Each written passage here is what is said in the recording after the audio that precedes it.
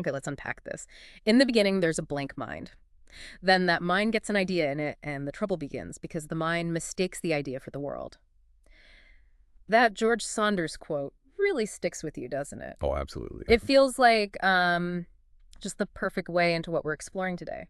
Velvet Trap, hmm a love story told in Echoes and Obsession, AI Gen by TATANKA. It's fascinating, yeah, how that quote immediately kind of shines a light on the core tension in Velvet Trap. We're looking at that friction, between our internal world and what's actually out there. It's a theme that just runs right through this whole multimedia piece. Totally. And this isn't just like an album you put on in the background or a story you just sort of skim through. Velvet Trap is designed as this really immersive experience.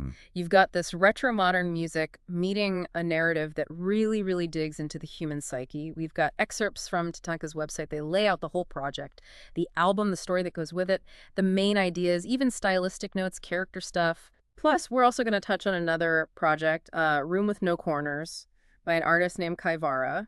TATANKA brings it up, and it ties into these themes in some really surprising ways. Yeah, it seems like TATANKA is aiming for something, well, deeper than just entertainment here. They're using this mix of sound and story to really investigate some basic human things, how we connect, how we build our identities, and maybe how our own minds can be the trickiest traps we fall into. So our goal today, and hey, you're listening, so you're with us, is to really get into Velvet Trap. We want to figure out how it looks at this messy area of distorted love, the kind driven by obsession, and how identity gets all tangled up in romantic myths, and then maybe if there's a path towards, well, reinventing yourself. And how 𝗑ᗕᗕടാ's story reflects all that, too. Exactly. And how 𝗑ᗕᗕda's incredible story echoes some of this. Ready to dive in. Definitely. Let's maybe start with the core of Velvet Trap itself, because it's really important to see that it's not just, songs with a story tacked on. Right. TATANKA calls it an emotionally charged multimedia experience.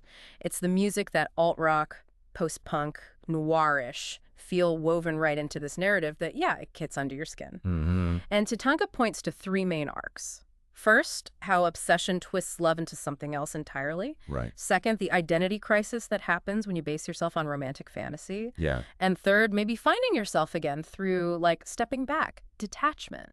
And what's interesting is how these arcs aren't just linear, like step 1, step 2, step 3. They mix together, influence each other. Kind of like how obsession and self-deception actually work in real life, right? Often messy and cyclical. That makes sense. The whole thing feels designed to make you, the listener, think about your own habits, projecting desires onto people, building up stories around relationships. Okay, let's really zone in on that first arc then. Obsession twisting love. Yeah. TATANKA paints the narrator seeing 𝗧𝗔 not as like a whole person, but almost like a space to fill. Yeah, a cipher for the narrator's internal void. That's the phrase they use. Wow. Exactly. Obsession acts like this really powerful lens, but it's like totally warped. So the narrator reads everything through it, every look, every silence from 𝗧𝗔. Even when there's nothing there. Right. A quick glance, maybe just quietness. It gets blown up, twisted into some huge sign of connection that just doesn't exist. It's like the narrator has this hunger for longing, as TATANKA puts it, like an addiction to that intense feeling itself, even if it's based on nothing real. Yeah, an emotional addiction. He's not maybe in love with 𝗧𝗔, but with the feeling of chasing 𝗧𝗔. And that leads to all these ritualistic things, right? Going back to places, analyzing everything she does, replaying her voice and his music constantly. And those rituals are so key. They just feed the obsession, make it stronger. It becomes this loop. It starts being about her and starts being about keeping that feeling going inside himself. And the silence, that's huge here. 𝗧𝗔 doesn't really, play along or confirm his ideas, but because she doesn't deny it, he takes that as proof. TATANKA says, the silence between them is interpreted as profound, revelatory, rather than indifferent or incidental. That feels like a really key insight. It absolutely is. He basically pours his own stuff into that silence. His hopes, his needs. It shows how badly he wants that connection without earning it, to feel understood without actually being seen. Yeah. It's a perfect example of how our minds fill in the blanks based on what we need, totally misreading the signals. Or, like here, the lack of signals. The main point TATANKA makes is that this kind of obsession, it comes from inside, from those emotional gaps, not from a real two-way street. Which leads us right into that second theme, the identity crisis. Because he's not just misreading her, he's actively changing himself based on this fantasy version of her he's created. Precisely. He starts crafting this image like he's playing a role. Yeah. TATANKA uses mirrors as a recurring symbol, right? Literally and figuratively. He's constantly tweaking his persona. Trying to look Yeah. more tragic, more artistic. More worthy, maybe, in her imagined eyes. It's this really fragile self-image that becomes totally dependent on her validation, Right. or what he thinks is her validation. And Sarah just becomes this blank slate for his own personal myth-making. Mm-hmm. And it's not just how he looks, it bleeds into his art, his music, manipulating recordings, trying to make this authentic sound. But it's all built on this emotional lie, right? This suffering he's basically inflicting on himself. Yeah. Which brings up that really interesting question about art and authenticity. The stuff he makes from that fake place actually gets praised. People call it raw, mature. Completely missing the shaky ground it's built on. Right. It makes you think about that whole relationship between art, identity, real feelings. Can something born from deception still hit home? And what's the cost to the artist? It's like his artist identity becomes this performance, and eventually he can't tell the difference between the performance and himself. TATANKA points out he starts, like, clinging to the sadness, this whole haunted vibe, because it gives him artistic street cred. But underneath, he's just getting emptier. Hollowed out. Exactly. And that's the danger of building an identity like that. When who you are is all tied up in how you want to be seen, you can totally lose touch with your actual self. He gets so wrapped up in being this damaged genius that he forgets who he was, or maybe never finds out who he could be outside that box. So the key takeaway is identity as performance can really cost you your authentic self. Definitely. Okay, so he's stuck. Obsession, fake identity. Is there a way out? That brings us to arc number 3. Detachment and maybe finding a new path. Reinvention. TATANKA suggests the redemption isn't some big dramatic moment, but something quieter. Internal. Detachment. Exactly. The story shifts in the later parts. That intense yearning starts to fade, replaced by something more. Introspective, reflective. Getting away physically, that retreat to the mountains, is a big catalyst. Right, taking him out of his usual triggers. Yeah. Stripped of the city noise, the constant mental churn about Sarah, he starts to face himself instead of just her ghost. And the setting reflects that change too, right? Nature instead of noise, quiet instead of obsession. Precisely. The external landscape mirrors the internal shift. Makes sense. Without Sarah there, without needing her reaction, positive or negative, he can finally start untangling all the stories he built up. And then comes that reunion, which is totally anticlimactic. He runs into Sarah, and she's just indifferent. Doesn't really notice him, maybe. Or just doesn't care. And that indifference, weirdly enough, is what sets him free. Not some big fight or emotional scene, just Yeah. nothing. And that's the release. It's the stark realization that his whole emotional world was spinning around someone who wasn't even looking. Wow. It shows something really profound about healing, doesn't it? Detachment isn't about forgetting someone. It's about letting go of the hold they have on you now, letting go of the stories you told yourself about them, the meaning you gave their actions, or lack of action. And that freedom lets him go back to music, but it's different. Totally different. Not fueled by longing anymore. Not haunted. It's about small observations, being present. Yeah, quiet moments, just existing and creating, not needing an audience or validation in the same way. So it's a reinvention based on reality, not fantasy. Exactly. A self-rooted in his actual experience. The big insight there, TATANKA says, is that real healing means letting go not just of the person, but the stories you built around them. Okay, let's talk about the sound itself. The music of Velvet Trap is so crucial to this whole thing, not just background noise at all. Not at all. It shapes the feeling. TATANKA describes it as this swaggering, retro-tinged alt-rock album. It sounds like a wild mix, northern soul, post-punk, 60s garage, but like seen through a 90s Britpop filter. It's quite a blend, but it creates this really specific atmospheric sound. You get those haunting vocals, the hypnotic drum loops, those fuzzy guitars.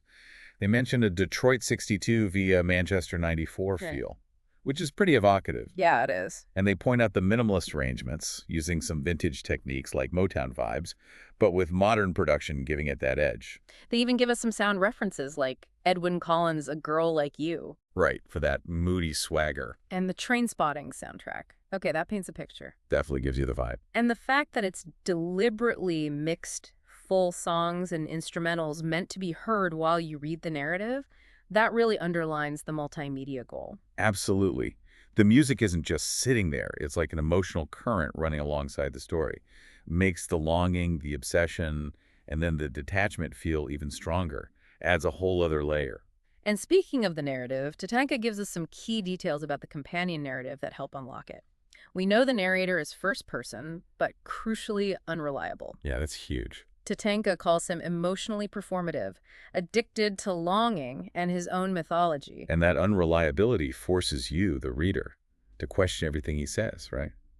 You're seeing it all through his possibly warped lens, which mirrors his own messed up view of love. And then 𝗧𝗧 is described as a cipher, maybe just a figment of his imagination or a mirror, never really defined, never possessed. Right, kept vague. And Claire. TATANKA calls her the casualty, the decent person caught in the crossfire of his obsession. Those descriptions really show the power dynamics. 𝗧𝗧's vagueness lets him project onto her, while Claire is just used almost. Collateral damage. The setting, too, this urban maze. Smoky lounges, hotel rooms, cafes, cracked mirrors. It feels like both a real place and his state of mind. Totally. Physical and psychological. And the language, it's this mix of modern slang, but also this really stylized, poetic inner monologue, introspective and feverish, TATANKA says. That mix really captures his internal conflict, doesn't it?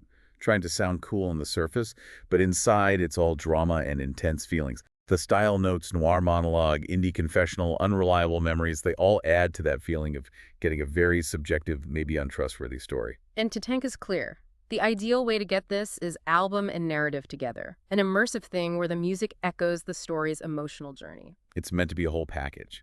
Sound and words working together to get you deeper into those themes of obsession and self-deception. Okay, let's get into some specific moments from this story.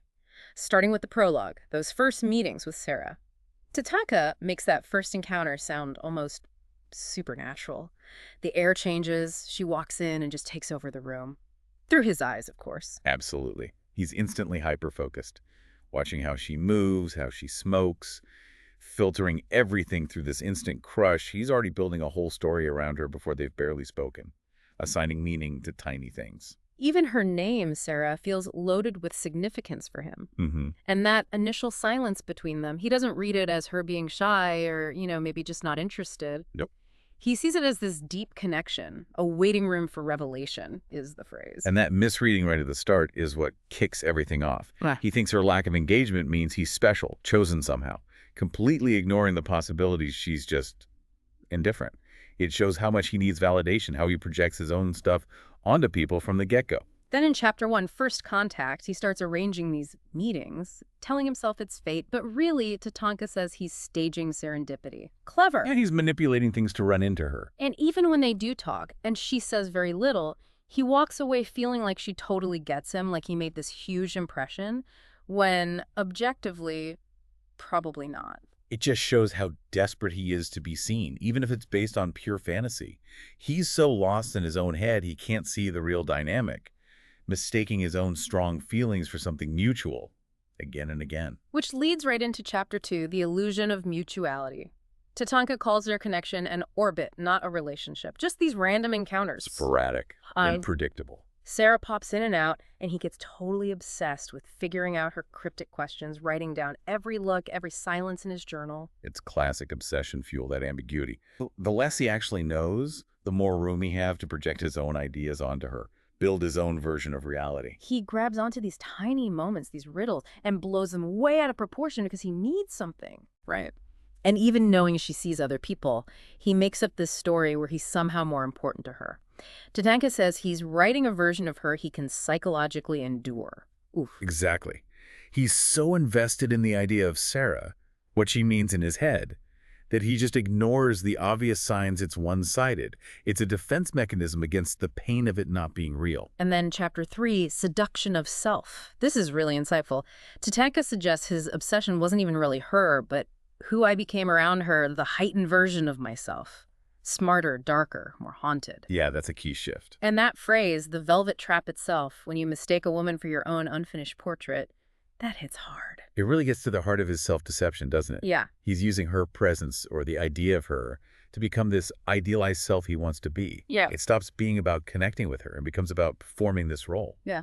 The damaged artist, the tragic lover. And the music becomes part of that performance, turning moments or just memories of moments into these lo-fi, intense songs, using her voice, messing with sounds. And the irony is, the critics love it. They praise the raw, mature art, totally unaware it's built on this fake personal drama. It says a lot about how art gets received, doesn't it? People react to the emotion, not knowing the source is this constructed thing. And for him, that praise just reinforces the fake persona, traps him even deeper in that cycle of performing his pain. And then Sarah herself drops this truth bomb, tells him he likes unattainable women because he's scared of actually being known. Ouch, but true. And for a second, he sees it, realizes he might have just written himself into a total fiction, mistaking his own self-destruction for art. That moment of clarity, even if it's brief, is huge. It's the first real crack in the facade he's built. He starts to see the gap between his internal story and reality, starts to suspect how damaging this obsession really is. Chapter 4, the collapse. This is where it starts to fall apart. He tries to pull away from Sarah, gets involved with Claire, who seems genuinely good for him. Right. Tries to find an escape route. But he ends up just using Claire's kindness as a tourniquet, TATANKA says, for the wound Sarah left or the wound he keeps picking at. It's tragic, showing how his obsession poisons everything else. He can't connect with Claire properly because he's still haunted by Sarah's ghost, stuck between past and present, messing up his chance at something real. And Claire sees it. So that heartbreaking line, "You're in love with a ghost." Brutally honest and accurate. And when she leaves, he's just numb. His music turns into a requiem for this life he couldn't quite grab onto. It's the almost inevitable result of living in that self-deception for so long. By clinging to the past, to that phantom Sarah, he pushed away real connection and ended up more alone. Then Chapter 5, Return Dissolve. This is the start of that hard road towards detachment. He goes to that mountain artist commune. Gets away from it all. And in that isolation, he starts to dry out from the obsession, as TATANKA puts it, learns to sit with silence. His music changes. The change of scenery is key there. Away from the city triggers, he finally gets the space to process things, to start letting go. And the shift in his music shows that internal change, less drama, more quiet observation. And then that chance meeting with Sarah back in the city. So mundane, really. Yeah, no big drama, just passes her by. She might not even see him or just doesn't react. And that's the moment. Her indifference frees him. Right. Not a shout, but a whisper of freedom. It's such a powerful way to show letting go. It's not always about confronting the person. Sometimes it's just realizing they don't hold that power over your emotions anymore. Exactly. Their presence just doesn't control your inner world in the same way. And finally, the epilogue, the velvet trap. He still writes about Sarah, but why he's doing it has changed. Yeah, it's not to get her back. It's like looking back, understanding that past self who thought longing was meaningful. He gets that he built the trap, his projections, his need for a story. He finally sees that real love isn't owning someone, and obsession definitely isn't truth. It's the end of that specific journey, taking responsibility, finally understanding the difference between real love and the distorted version he made up. Yeah, a much clearer perspective. And then there's this really amazing shift to 𝗑ᗕᗕડા's story, part of TATANKA's bigger Orchestra Americana project. 𝗑ᗕᗕડા, this transgender Muslim refugee, finds her name, faces huge challenges, but connects deeply with the Velvet Trap music. 𝗑ᗕᗕડા's story is such a powerful contrast, isn't it? While the narrator's obsession led to self-destruction, 𝗑ᗕᗕડા's connection to the themes in Velvet Trap sparked self-discovery and real creativity. She related to that idea of building your own story when the world tries to force one on you. She sends a demo, gets this really warm welcome from TATANKA, joins Orchestra Americana, and creates her own piece, Room with No Corners. Yeah, described as her exploring identity outside of those rigid boxes, those binaries. And what's great is how TATANKA seemed to just embrace her story, her art. No trying to fit her into a mold. Exactly. They created a space for her truth to be heard, amplified. And she becomes a mentor, connects with marginalized youth, even teaches AI about grief in music. That's fascinating. It's this wonderful arc of finding belonging and using art to connect, really connect with others. TATANKA stresses it wasn't about looking good, having her there for optics. It was genuine appreciation for her perspective, giving her a platform. Right. Valuing her unique voice. And when you link that back to Velvet Trap's themes, you see this incredible shift. Destructive obsession becomes authenticity. Projection becomes presence. Destructive love becomes creative love. The key takeaway from 𝗑ᗕᗕડા, TATANKA highlights, is inclusion as amplifying difference, not absorbing it into sameness. Her identity isn't erased, it's celebrated, becomes a source of creativity. So wrapping up this deep dive into Velvet Trap and 𝗑ᗕᗕડા, The big insights really stand out, don't they? Obsession can really warp love. We can lose ourselves in the myths we create. Yeah, those self-made traps. But there's hope in detachment, in letting go of those limiting stories. And 𝗧𝗕𝗓's journey is this beautiful example of moving from the outside to finding a powerful voice and real connection. Which leaves a really interesting question for you listening right now. Think about the echoes we mistake for love in your own life. What stories might you have built around people or situations that maybe obscure the reality a bit? Yeah. And how might embracing a bit of quiet, a bit of that detachment, actually lead to a clearer, more authentic understanding of yourself and your connections? Definitely something to chew on. If you want to explore this more, we really do recommend checking out TATANKA's Velvet Trap, the album and the narrative. It's a rich experience. For sure. And also look into Orchestra Americana and artists like 𝗧𝗕𝗓. It's a really compelling look at identity, art, and that whole journey of self-discovery.